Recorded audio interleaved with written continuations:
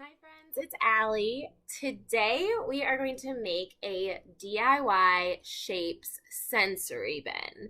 So this is an activity that a parent might need to set up for the kiddo, but then it will be a super great way for your kid to play with shapes, play with a sensory item, practice those shapes, and hopefully have a good time for a little while.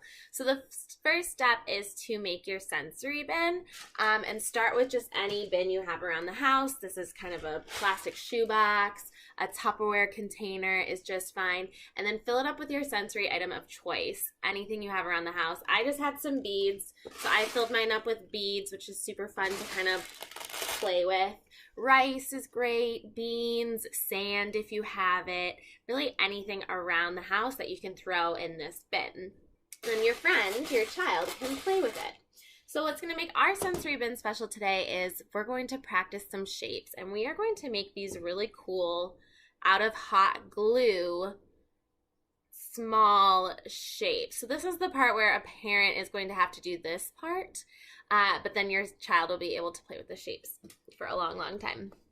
So the way I am making these shapes is I'm using some tinfoil and hot glue. Parchment paper is also a really great way to do this, probably even better than tinfoil, but I didn't have that at my house. So the way that I decided to make my shapes is I'm using a dry erase board marker.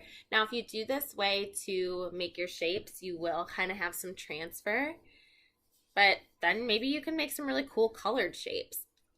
So I'm going to make a triangle, and I'm just going to draw it on my tinfoil. If you mess up, dry erase board markers are great. You can just erase it. And then I'm going to use my hot glue gun to outline my shape. So I'll just kind of show one line here.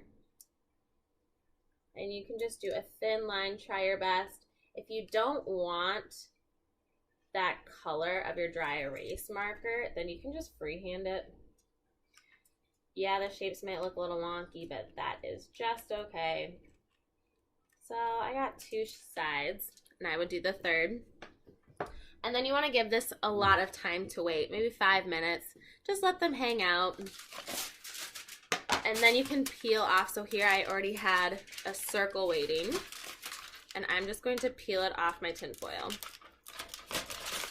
And you want to make sure they're super dry, because then they just pop right off.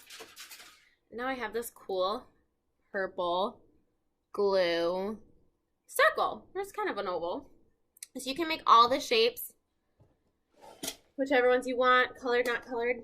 Throw them into your sensory bin. And then the cool thing is they kind of hide because they're so thin, and especially the clear ones, they hide in your sensory bin and you can't even see them. Now with maybe rice or sand, they might go in a little bit better. My beads kind of make it harder. But you bury your shapes, and then your friend can go in and dig them out. So they can feel in their hand, wait till they feel, oh, and then they found the shape. On a piece of paper next to them, you could draw maybe a key for all the shapes. I'm just going to use this. So you could draw on a piece of paper a rectangle, maybe write rectangle, circle, triangle, square.